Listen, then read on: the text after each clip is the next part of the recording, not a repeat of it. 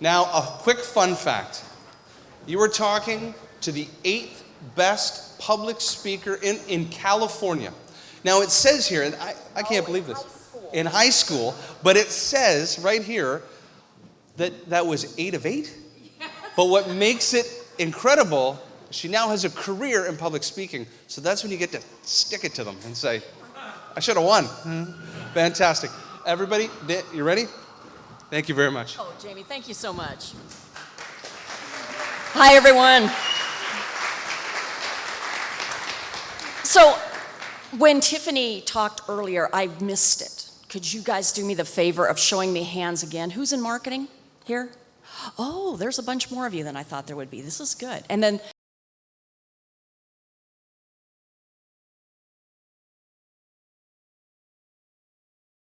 I've been at Forrester for a number of years, but I've always been in sort of the B2B marketing space. And there was one thing else, besides Jamie. Thanks so much for the opportunity to be here. What a fabulous set of speeches and presentations and communication that we've had so far.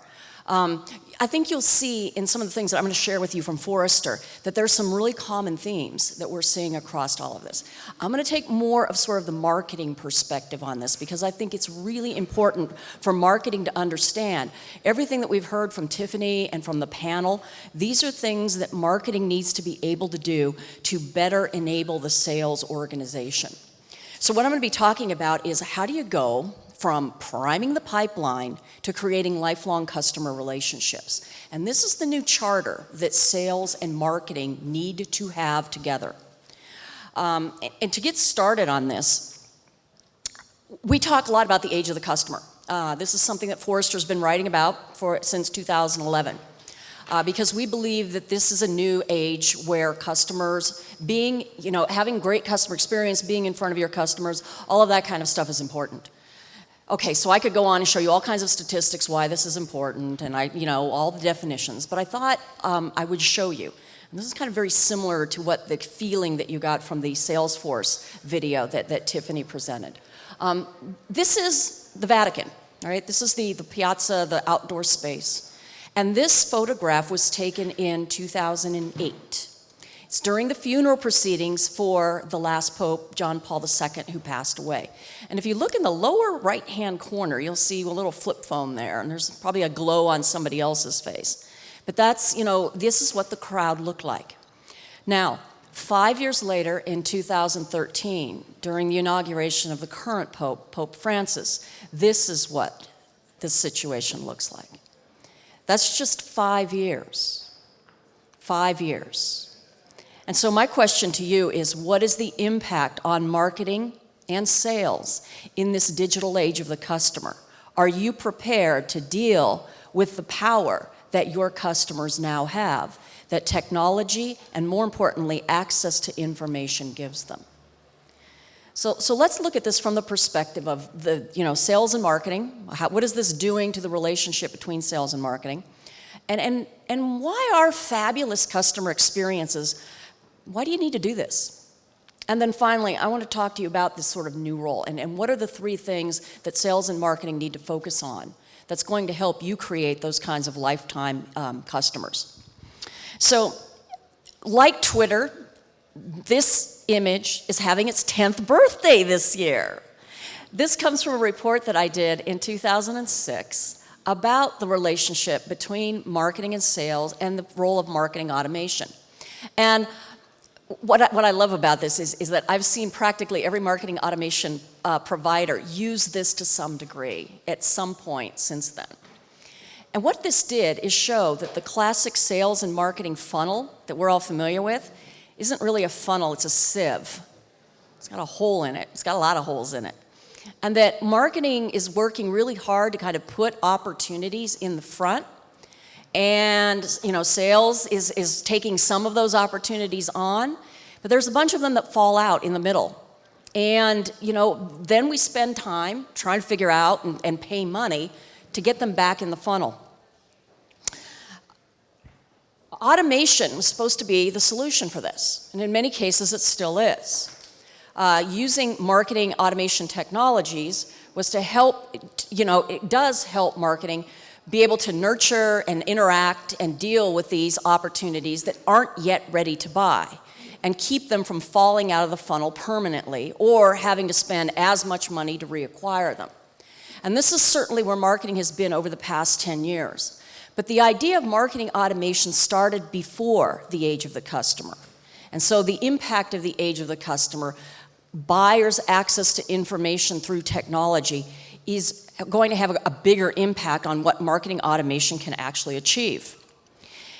And if you look at it, while marketing automation has done great things to help make marketing more successful and show that marketing's investment in the things that they do to acquire demand, to build brand, to attract buyers has improved, we're still not over that sort of divide between sales and marketing. Now, why is that? A lot of it has to do with the different perspectives and the different ways that marketing and sales bring to the revenue development process, to the lead to revenue management process that we talk about at Forrester, and to the kinds of quarterly goals, the kinds of objectives both organizations are expected to deliver. So the divide, is because marketing and sales shares different types of ways that they're measured, different objectives, we're still kind of in this world, right? That we're not lined up the way that we should be. So a new perspective is needed. The funnel is good. It still has its role in helping us understand what we need to do from an operational standpoint. But at Forrester, we see that there's a new way that we need to think about the customer, and that's throughout their entire life cycle. What are the kinds of things that we need to do jointly between sales and marketing to not just engage the customer at the very beginning of their life cycle, but continue to sustain that? So why worry about this? Okay, I get it. There's all this sort of ideas out there about how the customers have changed. We've certainly tried to, explain that and prove that to you here at the conference today. But why worry about the customer life cycle? Why do we, why can't we just do things like use social media or use digital channels to reach them and be just as effective? It's not so much that those channels are there, but it's the fact that customers are using them in a different way. That technology has really changed the way that customers and buyers interact. Think about this from a marketing standpoint, this is like an example that comes from conferences and trade shows. This is what a trade show audience looked like, or conference audience looked like, prior to the digital age. And this is what it looks like now.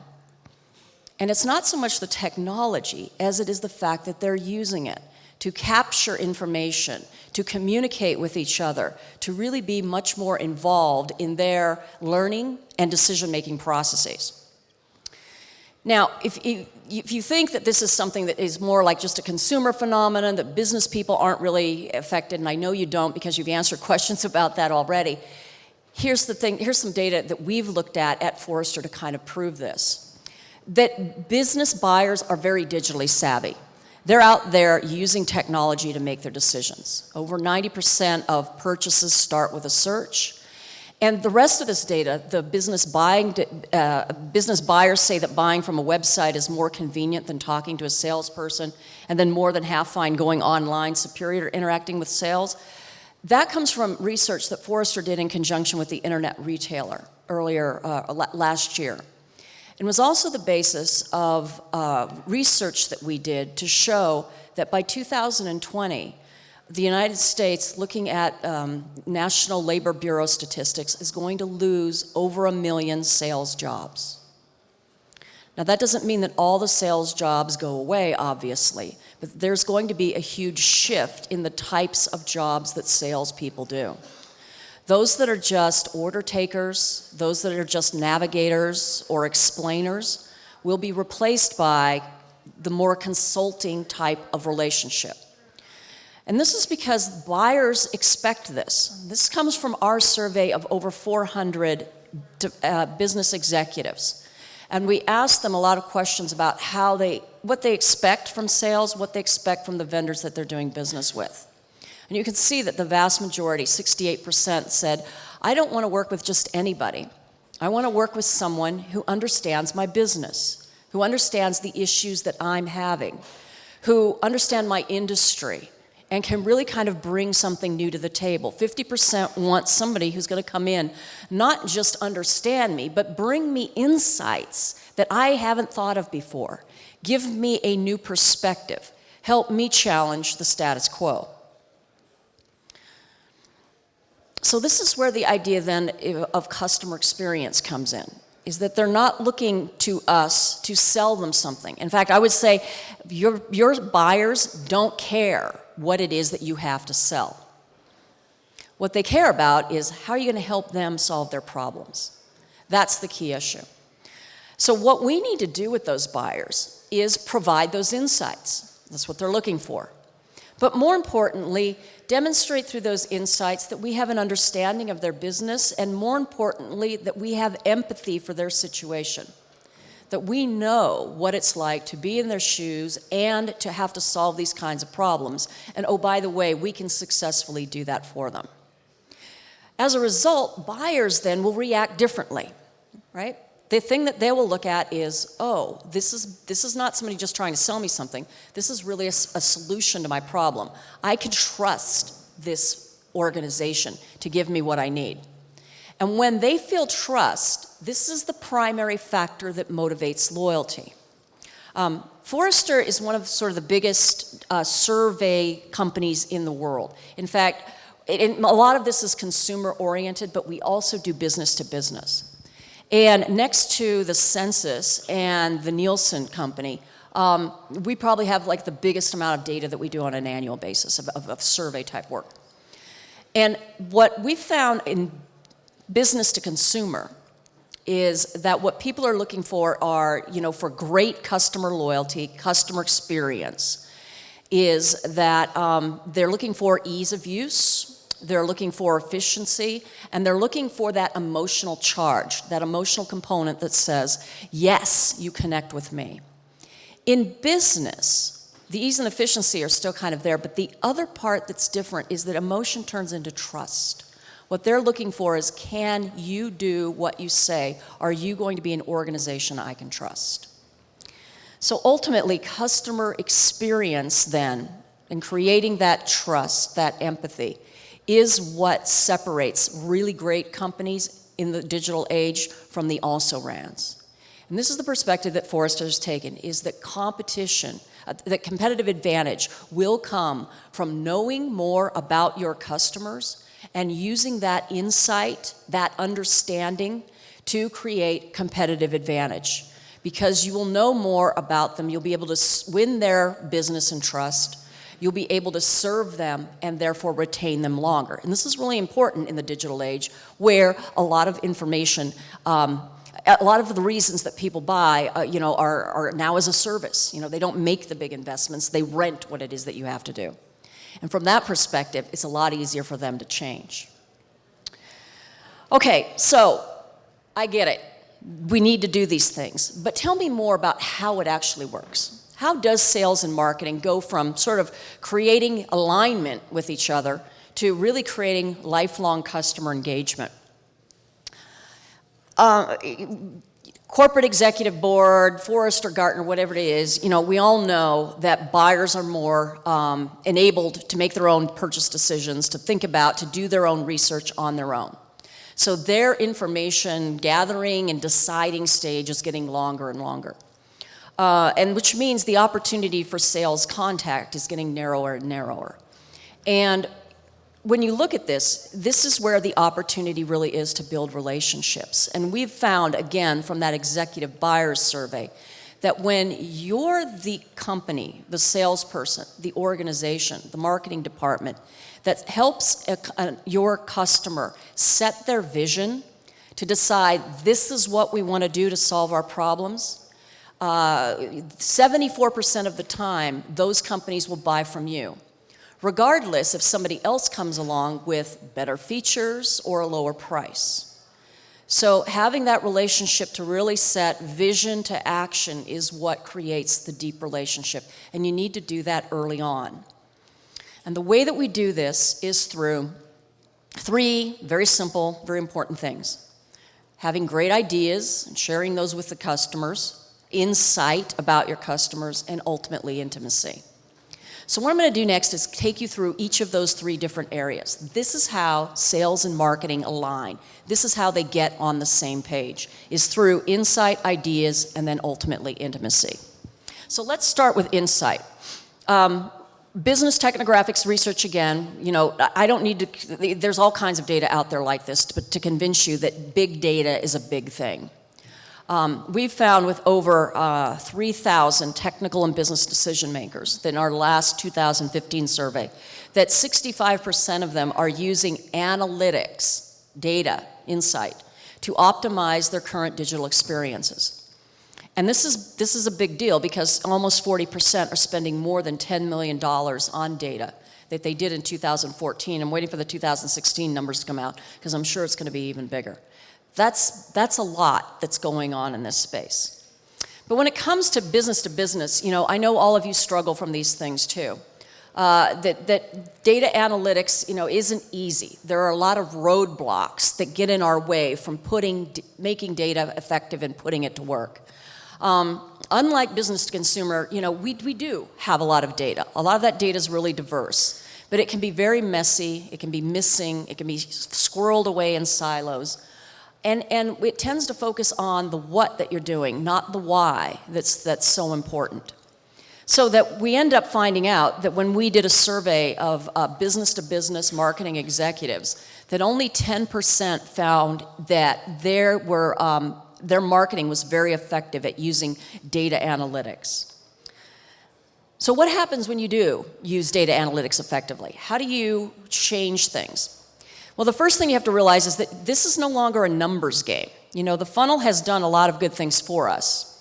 But now we really need to kind of focus on the relationship. And the way that you focus on customer experience and relationship is by thinking about the journey that the customer takes. So the model that we talk about is rather than the funnel or the waterfall is that, you know, the customer's journey is kind of like an escalator where across their whole life cycle, which starts with, you know, discovering they have a problem and takes them all the way through advocacy. That it's sales and marketing's job together to bring them along, to raise their value level up a notch as they go from being aware of the problem to finding the solution, to implementing it, and ultimately to telling other people about it. Let's look at a couple of examples of how this actually works in practice. And the first one I want to share with you is from TeamQuest. So TeamQuest is a technology and service provider that focuses on technology to help IT people manage the performance of the systems that they've got operating. And what TeamQuest was finding is that in a lot of their outreach, you know, like many of you, your emails just don't get the open rates that they do. Anybody getting like sort of above 1 or 2% on your email open rates right now? Yeah, that's tough. I mean, yay, okay, we got 1. Good job. And so what they decided to do is, look, we have to get smarter about who we're reaching out to and what we're saying to them at that point. So they teamed up with an organization called Madison Logic. Anyone hear of Madison Logic? Okay, so this is, you know, starting to move into this idea of predictive marketing analytics. If you haven't heard about predictive marketing analytics, it's probably something you should take a look at.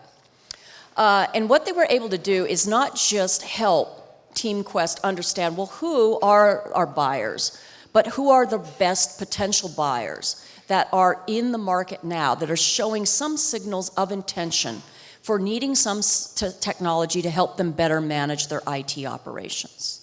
And you can see from the numbers on the bottom that the data, the information, gave them insight to better target and create interaction. I mean, if you look at the open rates, the click-through rates, and more importantly, the forward rates, the referral rates, much higher than what you would see in sort of a typical example. Now, this is, you know, marketing being smarter about using big data. The other way that sales can be smarter about using big data and how marketing can help them is through solutions like this. This comes from a company called Seismic. And what you can see is that Seismic is using data about what the buyer's interests are, who they are and where they are in the buying cycle. So much like Madison Logic, they're collecting this data and helping you to put it to work. And the way that they end up putting it to work is by showing the salesperson right here in their interface, their Salesforce interface, what are the things that you should be recommending to this particular buyer in your next conversation? Where have they been? Where are they going next? And to give them the kind of content that would help them get through the next purchase decision-making process. What I like about what Seismic is doing too is they also make this available on those mobile tools that salespeople use, so that they have access to that kind of information in real time when they're meeting with the customer directly. So that's like the kind of information like Amazon, does for the recommendations. Other buyers who bought this. This is now possible in the B2B world as well. But to get there, you're going to have to make some investment decisions that are different, maybe, than what you're doing right now. So here's, the advice that we have for marketers to think about, which is here are the areas you're going to need to invest in more, and that means there's some things that you're going to need to do less. So for each one of these 3 different areas, there's a summary slide at the end that kind of goes through these things. Okay, so that's insight. Let's talk about ideas. And in business to business, ideas, the best way of getting ideas across is through your content. And so content becomes your proxy for sharing ideas and building interest, and therefore showing that empathy and creating that trust. But we're not very good at it.